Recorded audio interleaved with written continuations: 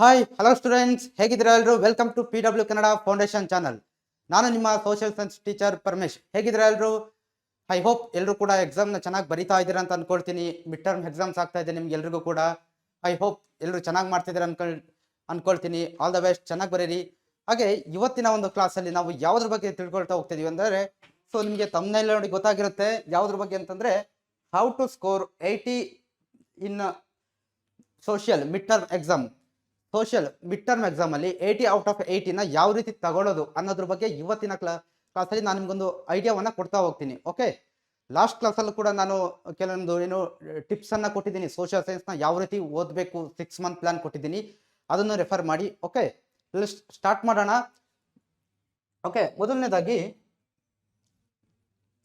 Question pattern. ನಿಮಗೆ ಮೊದಲನೇದಾಗಿ ಏನ್ ಗೊತ್ತಿರ್ಬೇಕಪ್ಪ ಅಂದ್ರೆ, ಕ್ವಶನ್ ಪ್ಯಾಟರ್ನ್ ಗೊತ್ತಿರಬೇಕು. ಯಾವ ರೀತಿ ಕ್ವಶನ್ಸ್ ಅನ್ನ ಕೇಳ್ತಾರೆ, ಯಾವ ರೀತಿ ಎಷ್ಟು ಮಾರ್ಕ್ಸ್ಗೆ ಕ್ವಶನ್ಸ್ ಬರುತ್ತೆ, ಇದ್ರ ಬಗ್ಗೆ ನಿಮ್ಗೊಂದು ಕ್ಲಿಯರ್ ಆಗಿರ್ತಕ್ಕಂಥ ಒಂದು ಐಡಿಯಾ ಅನ್ನೋದು ನಿಮಗೆ ಇರಲೇಬೇಕು ಅಲ್ವಾ?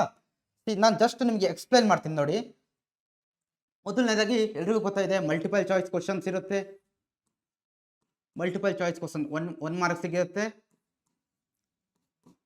ಕ್ವಶನ್ಸ್ 8 ಇರುತ್ತೆ ಅಲ್ವಾ? ಇದು ಮಲ್ಟಿಪಲ್ ಚಾಯ್ಸ್ ಕ್ವಶನ್ಸ್ ಮೊದಲನೇದು. ಎರಡನೇದು one word answer,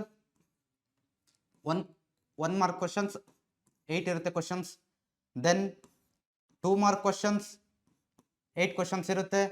then 3 mark questions 9 ಇರುತ್ತೆ. ದೆನ್ 4 ಮಾರ್ಕ್ಸ್ ಕ್ವಶನ್ಸ್ 4 ಇರುತ್ತೆ. ದೆನ್ 5 ಮಾರ್ಕ್ ಕ್ವಶನ್ಸ್ 1 ಇರುತ್ತೆ ಅಲ್ವಾ? 5 ಮಾರ್ಕ್ ಕ್ವಶನ್ಸ್ 1 ಇರುತ್ತೆ. 5 ಮಾರ್ಕ್ ಕ್ವಶನ್ಸ್ 1 ಇರುತ್ತೆ. ಇದು ನಮ್ಮ ಎಕ್ಸಾಮ್ ಪ್ಯಾಟರ್ನ್ ಬಗ್ಗೆ, ಎಷ್ಟು ಮಾರ್ಕ್ಸ್ ಸಿಗಿರುತ್ತೆ, ಯಾವ್ಯಾವ ರೀತಿಯಂತ ಕ್ವಶನ್ಸ್ ಬರುತ್ತೆ ಅನ್ನೋದ್ರ ಬಗ್ಗೆ. ಹಾಗೆ ನಾನು ನಿಮಗೆ ಕೆಲವೊಂದು ಈ ಕ್ಲಾಸಲ್ಲಿ ಕೆಲವೊಂದು ಇಂಪಾರ್ಟೆಂಟ್ ಆಗಿರ್ತಕ್ಕಂಥ ಕ್ವಶನ್ಸ್ ಕೂಡ ಕೊಡ್ತೀನಿ. ಓಕೆ, ಫಸ್ಟ್ ಥಿಂಗ್ ನಾವು ಏನ್ ಮಾಡ್ಬೇಕಂತಂದ್ರೆ ಕ್ವಶನ್ ಪ್ಯಾಟರ್ನ್ ನ ತಿಳ್ಕೋಬೇಕು. ನಂತರ ನಾನು ಲಾಸ್ಟ್ ಕ್ಲಾಸಲ್ಲಿ ಕೂಡ ಎಕ್ಸ್ಪ್ಲೈನ್ ಮಾಡಿದ್ದೀನಿ ನಿಮಗೆ, ಏನಪ್ಪಾ ಅಂದ್ರೆ PYQs, previous year question papers and model question papers. These are must and should, compulsory you have to solve it. Okay, these are must and should. You must solve PYQs and model question papers. ನೀವು solve ಮಾಡೋದ್ರಿಂದ you get the idea of what type of questions they will ask.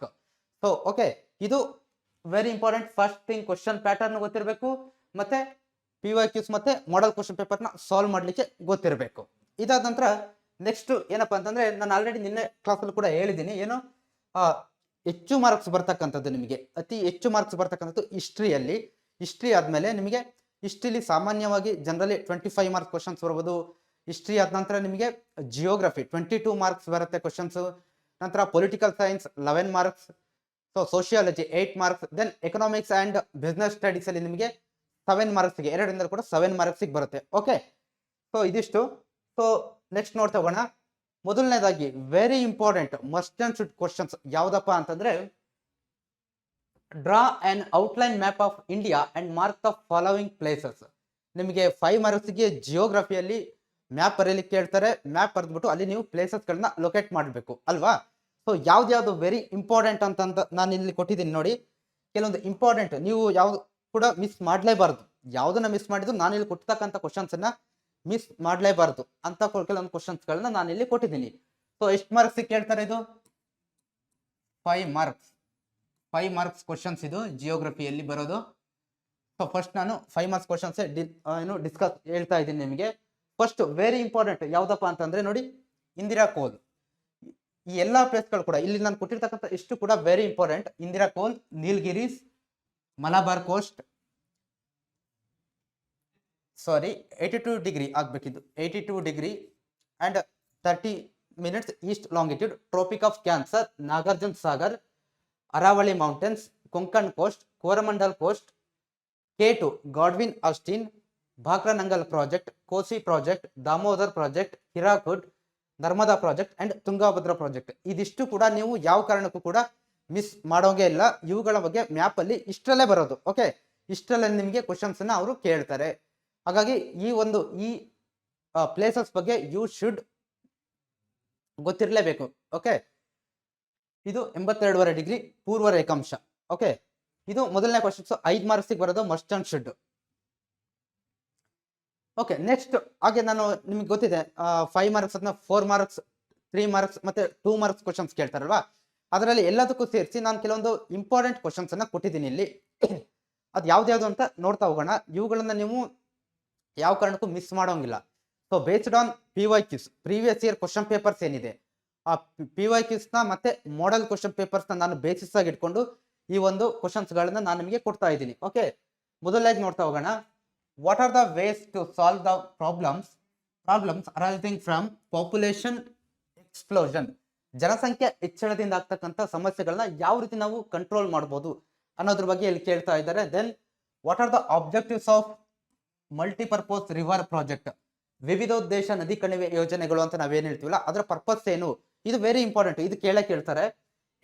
Next explain the achievements of Krishnaraja Wodeyar. Nalvadi Krishnaraja ಒಡೆಯರ ಬಗ್ಗೆ, ಅವರ ಒಂದು achievements ಬಗ್ಗೆ ಇಲ್ಲಿ ಕೇಳಿದ್ದಾರೆ. ನಂತರ what were the effects of British revenue policy on Indians? ಬ್ರಿಟಿಷರು ಜಾರಿಗೆ ತಂದಂತ ನೀತಿಗಳಿಂದ, ಬ್ರಿಟಿಷರ ಒಂದು ರೆವೆನ್ಯೂ ಪಾಲಿಸಿ ಏನೇನು ಜಾರಿಗೆ ತಂದ್ರಲ್ವ ಅವರು, ಅದರಿಂದ ಭಾರತೀಯರ ಮೇಲೆ ಆ ಪಾಲಿಸಿಗಳು ಯಾವ ರೀತಿ ಎಫೆಕ್ಟ್ ಆದವು, ಯಾವ ರೀತಿ ಇಂಪ್ಯಾಕ್ಟ್ ಭಾರತೀಯರ ಮೇಲೆ ಆಯ್ತು ಅನ್ನೋದು ನಿಮಗೆ ಇಲ್ಲಿ ಗೊತ್ತಿರಬೇಕು. ಇದು very important. Then list the achievements of the 5-year plans. ಪಂಚವಾರ್ಷಿಕ ಯೋಜನೆಗಳಂತಿದೆಯಲ್ವಾ, ಆ ಪಂಚವಾರ್ಷಿಕ ಯೋಜನೆಗಳ ಬಗ್ಗೆ, ಅವುಗಳ ಉದ್ದೇಶ ಏನು, ಯಾವ ಉದ್ದೇಶಕ್ಕೋಸ್ಕರ ಪಂಚವಾರ್ಷಿಕ ಯೋಜನೆಗಳನ್ನ ಜಾರಿಗೆ ತಂದ್ರು ಅನ್ನೋದ್ರ ಬಗ್ಗೆ ನಿಮಗೆ ಕ್ಲಿಯರ್ ಕಟ್ ಆಗಿ ಗೊತ್ತಿರಬೇಕು. ಓಕೆ, ಇದಿಷ್ಟು very important. Next, what are the functions of service of banks, advantages of opening A bank account? So bank ಏನು, ಬ್ಯಾಂಕ್ ಬಗ್ಗೆ ಕೇಳಿದ್ದಾರೆ ಇಲ್ಲಿ. ಸೊ ಬ್ಯಾಂಕ್ ಅಡ್ವಾಂಟೇಜಸ್ ಏನು, ಮತ್ತೆ ಬ್ಯಾಂಕ್ ಸರ್ವಿಸಸ್ ಬಗ್ಗೆ, ಅದ್ರ ಬಗ್ಗೆ ಕೇಳಿದ್ದಾರೆ. ಫಂಕ್ಷನ್ಸ್ ಏನಂತ ಕೇಳಿದ್ದಾರೆ. Then public administration is very essential at present, discuss. ಸಾರ್ವಜನಿಕ ಆಡಳಿತ ಅನ್ನೋದು ಪ್ರೆಸೆಂಟ್ ಟೈಮ್ ಅಲ್ಲಿ ವೆರಿ ಇಂಪಾರ್ಟೆಂಟ್ ಆಗಿದೆ. ವೈ? ಸೊ ಅದ್ರ ಬಗ್ಗೆ ಇಲ್ಲಿ ಕೂಡ ನೀವು ಏನು ಬರೀಬೇಕಾಗ್ತದೆ. ಓಕೆ, ಇದಿಷ್ಟು ಕೂಡ ಪಬ್ಲಿಕ್ ಅಡ್ಮಿನಿಸ್ಟ್ರೇಷನ್ ಬಗ್ಗೆ. ನಂತರ what are the constitutional and legislative measures? What are the constitutional and legislative measures to eradicate untouchability? Mention the steps taken by the government to prevent social stratification. So ಇದು very important question ಆಗುತ್ತೆ ನಿಮಗೆ. ಅದಾದ ನಂತರ how are evergreen forest different from deciduous forest? So ಇದು ಅರಣ್ಯಗಳು chapter ಅಲ್ಲಿ ಬರುತ್ತೆ.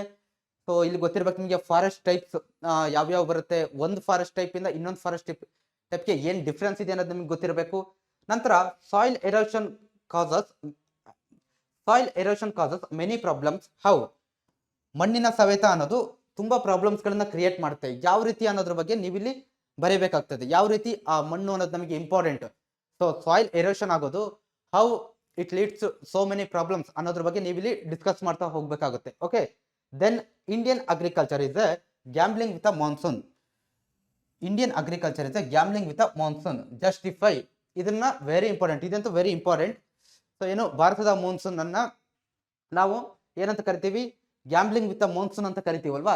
Y you have to call like that ಅನ್ನೋದ್ರ ಬಗ್ಗೆ ನೀವು ಜಸ್ಟಿಫೈ ಮಾಡಬೇಕಾಗ್ತದೆ. ಇದು very important questions. Then so ಇಲ್ಲಿ ನಾನು ಕೆಲವೊಂದು ಒನ್ ವರ್ಡ್ ಕ್ವಶನ್ಸ್ ಕೂಡ ಕೊಟ್ಟಿದ್ದೀನಿ. Who introduce the dual government in Bengal? Then who introduce the subsidiary alliance? Who was the founder of Prarthana Samaj? Very important. Where do the Eastern Ghats and Western Ghats meet?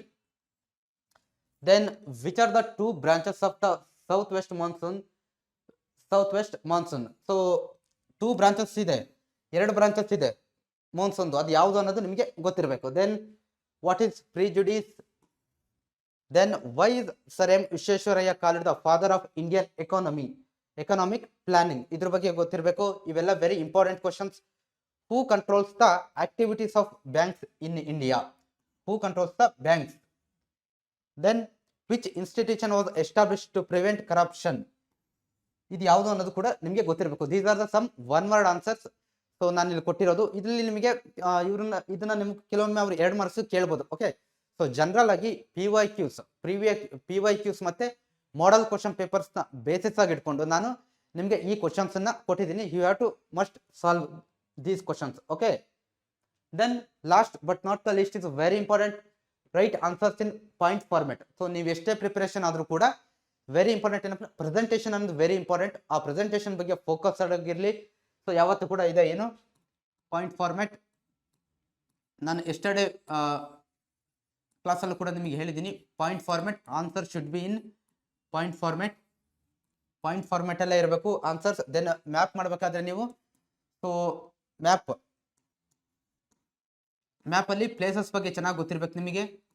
Places ಬಗ್ಗೆ ಚೆನ್ನಾಗಿ ಗೊತ್ತಿರಬೇಕು, ಎಲ್ಲಿ ಯಾವ ಪ್ಲೇಸ್ ಬರುತ್ತೆ ಅನ್ನೋದು ನೀವು ಕ್ಲೀನಾಗಿ ಅದನ್ನು ಇದಿಷ್ಟು ಕೂಡ ಇವತ್ತಿನ ಒಂದು ಏನು ಮಿಡ್ ಟರ್ಮಲ್ಲಿ ಯಾವ ರೀತಿ 80 ಔಟ್ ಆಫ್ 80 ತೆಗೆಯೋದು ಅನ್ನೋದ್ರ ಬಗ್ಗೆ ಒಂದು ಏನು ಒಂದು ಪ್ಲ್ಯಾನನ್ನು ನಾನು ಕೊಟ್ಟಿದ್ದೀನಿ. ಈ ಏನು ಫಾಲೋ ಮಾಡಿ ಸ್ಟಿಕ್ ಆನ್ ಆಗಿ, ಹಾಗೆ ಚೆನ್ನಾಗಿ ಬರೀರಿ, ಎಕ್ಸಾಮ್ಸ್ ಎಲ್ಲ ಚೆನ್ನಾಗಾಗಲಿ.